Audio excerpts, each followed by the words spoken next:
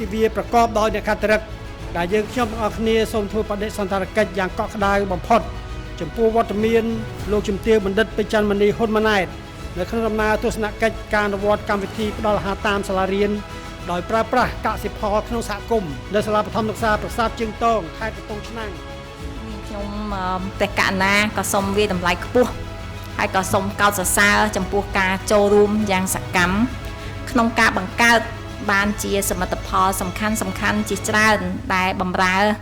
ដល់សកម្មភាពនៃការអនុវត្តកម្មវិធីផ្ដល់អាហារតាមសាលារៀនដោយប្រើប្រាស់កសិផលនៅក្នុង